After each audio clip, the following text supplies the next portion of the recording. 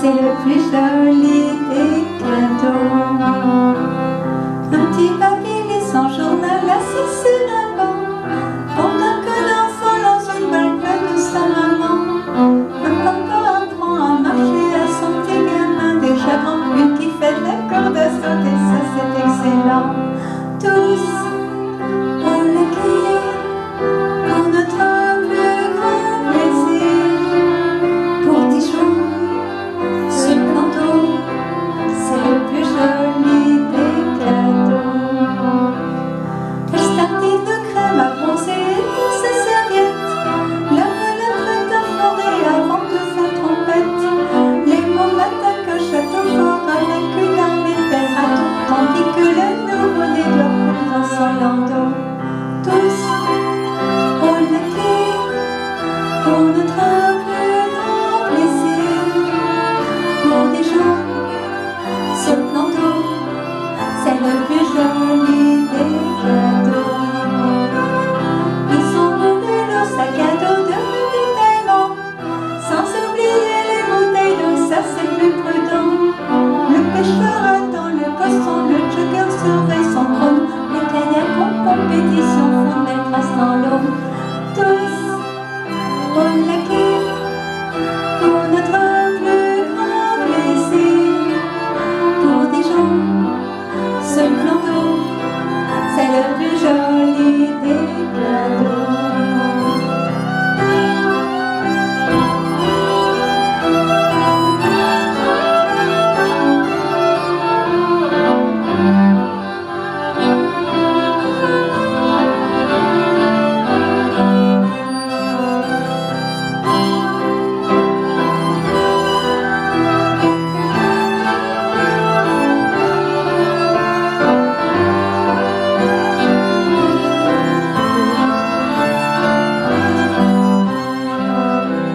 Tous au laquais pour notre plus grand plaisir. Pour des gens, ce planteau, c'est le plus joli des cadeaux.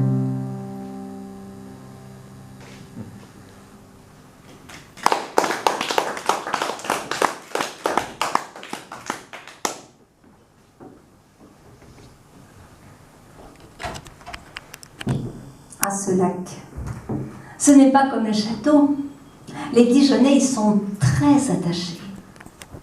Mais quand on pense qu'il a été inauguré en 1964, on peut se poser la question: comment les Dijonnais faisaient-ils pour se distraire avant? Mais je suppose qu'ils allaient se promener dans les parcs, et en particulier au jardin de l'Arquebuse, où il y a très très longtemps, ils pouvaient assister aux exploits des arquebusiers. Les arquebusiers capables d'atteindre, pour les plus habiles, une cible placée tout en haut du peuplier noir. Ah, le peuplier noir, encore toute une histoire. Laissez-moi vous la raconter. Le peuplier noir, les gens viennent de l'Europe entière pour l'admirer. La gare n'est pas loin, on va voir le Jacquemart, puis le peuplier noir, ou l'inverse, et on repart heureux. Le peuplier noir, c'est un arbre incroyablement imposant, étonnamment haut. Mais voilà, imaginez un peu. Nous sommes le 14 juillet 1917. Malgré la guerre, on a fait la fête. Et le soir venu, tous les Dijonnais sont rentrés chez eux. Mais voilà qu'au beau milieu de la nuit, ils sont réveillés en sursaut par un grand bruit, un fracas pas possible.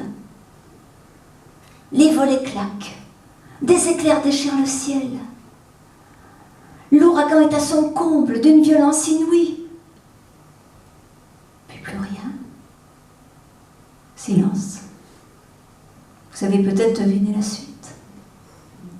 dans le jardin de l'arquebuse, le grand peuplier noir s'est effondré, abattu par la bourrasque.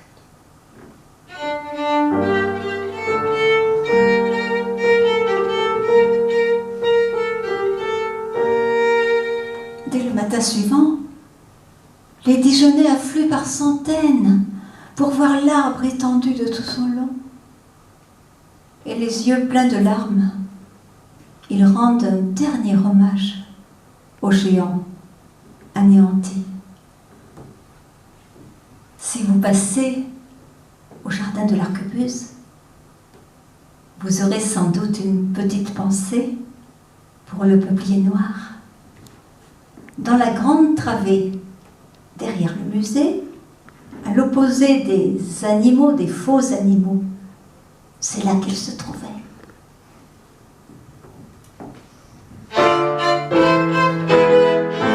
Vous les arbres savez me parler dans le jardin de l'arquebuse, âgé de plusieurs centaines d'années. Tout le monde vient vous contempler. Votre histoire est celle des humains d'aujourd'hui, de demain. Racontez la vie, livrez vos mystères. Dites-nous, dites-nous, si c'est vrai que le roi Henri a récompensé l'arquebusier. Jour de pluie, de beau temps, toutes ces histoires joyeuses ou bien noires, vous en avez le secret. Dites-nous, dites-nous, ne restez pas silencieux.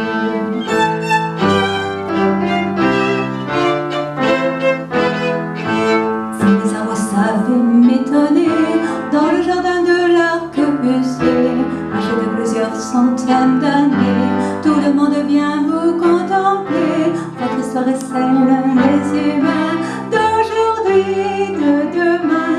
Racontez la vie, livrez vos mystères. Dites-nous, dites-nous, si c'est vrai que le roi Henri a voulu tirer le paquebot. Jour de neige, de grand vent, toutes ces histoires joyeuses ou bien noires, vous en avez le secret. Dites-nous, dites-nous, ne restez pas silencieux.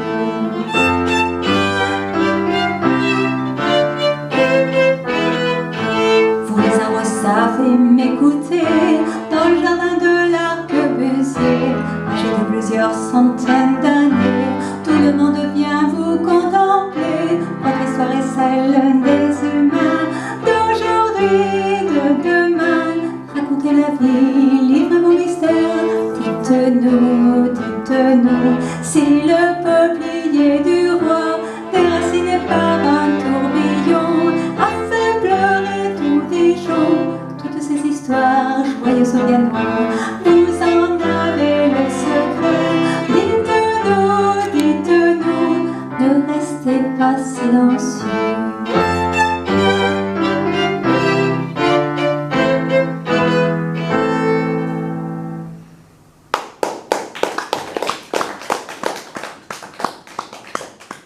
Le peuplier noir était illustre, mais ce n'était qu'un arbre. Combien de grands hommes, oh j'aimerais dire les deux grandes femmes, mais les femmes ont été plus discrètes, je suppose, par la force des choses.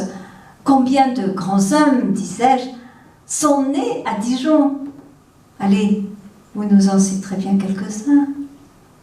Quels sont les grands hommes qui sont nés à Dijon? Eiffel. Darcy, oui, oui, Darcy.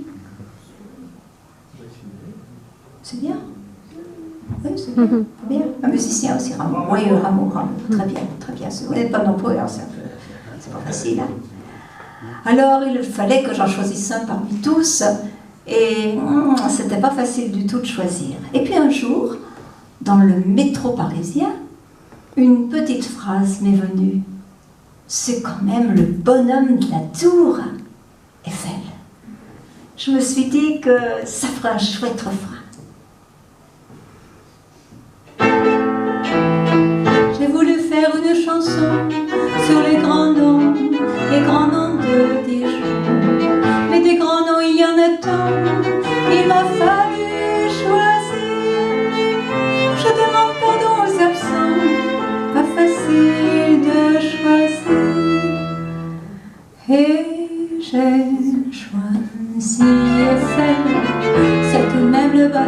Tour Eiffel. Oui, j'ai choisi Eiffel. C'est tout de même le bonhomme de la Tour Eiffel. Ce qu'il lui fallut de l'audace pour défendre son grand projet. Alors que les vipères jacasses, criant très fort, se serralaient. Une poignée d'intellectuels fait même signer une pétition, tout en scandant Tour de Babel, afin d'infléchir l'opinion.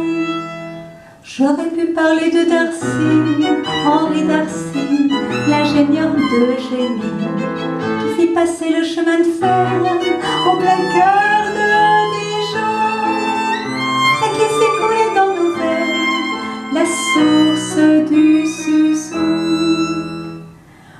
Mais j'ai choisi Eiffel, c'est tout de même le bonhomme de la Tour Eiffel.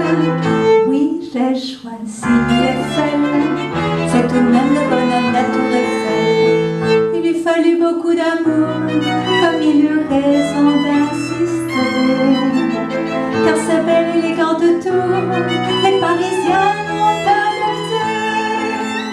Et nous ne comptons plus les ponts et les viaducs qu'il a construits pour la fierté de la nation, à commencer par Garapi. J'aurais pu parler de Rameau, le maestro, le très grand virtuose, dont les doigts filent sur les claviers de l'orgue ou des clavecins, pour nous jouer l'air apprécié du fameux tambourin.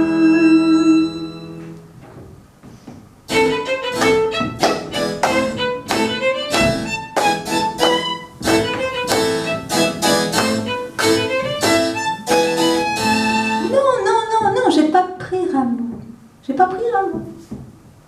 Moi, j'ai choisi Eiffel, c'est tout de même le bonhomme de la Tour Eiffel. Oui, j'ai choisi Eiffel, c'est tout de même le bonhomme de la Tour Eiffel. Ce qu'il lui fallut d'ambition pour parcourir le monde entier, pour proposer des constructions d'une immense ingéniosité.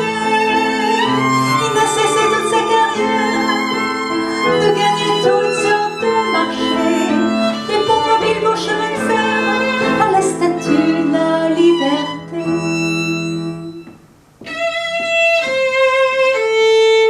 Eiffel, Eiffel, Eiffel, tout le monde. Eiffel.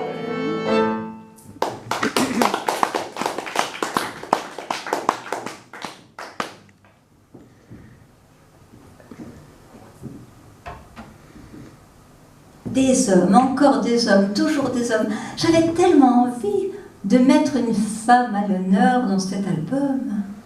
Pourquoi tant d'hommes dans les manuels d'histoire, hein?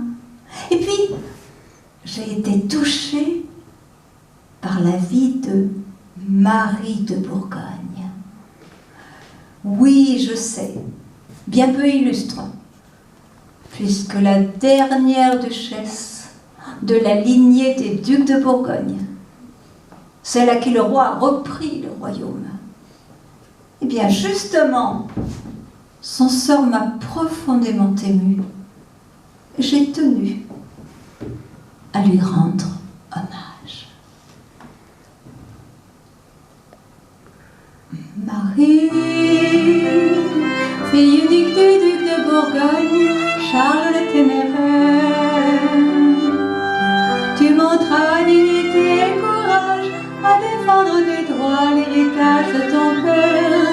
Tu montras dignité et courage, tu n'as pas eu le choix, nous ne t'en voulons pas. Toi la riche héritière, tu en fais des envieux, qui reluquent tes terres, de gens peu scrupuleux. Le roi, pour commencer, ne donne qu'une occasion pour tenter d'annexer les États bourguignons. Marie, fille unique de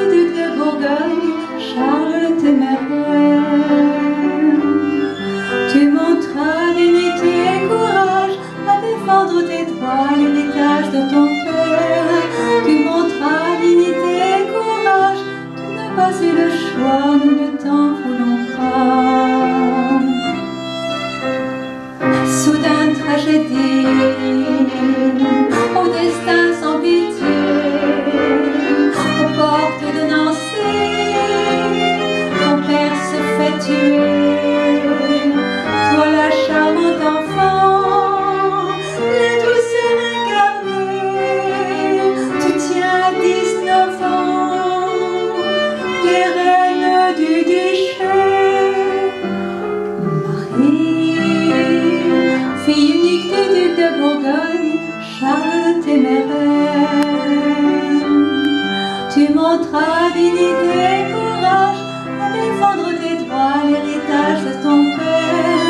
Tu montras dignité et courage, tu n'as pas eu le choix, nous ne t'en voulons pas.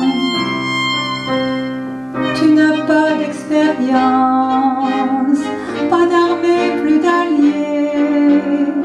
Ce sont des circonstances vraiment désespérées. Alors que ton cœur cogne un profond désarroi, le duché de Bourgogne lui tombe aux mains du roi. Marie, fille unique du duc de Bourgogne, Charles le téméraire, tu montras dignité et courage à défendre tes droits, l'héritage de ton père. Tu montras dignité et courage, tu n'as pas eu de chance, nous ne t'en voulons pas.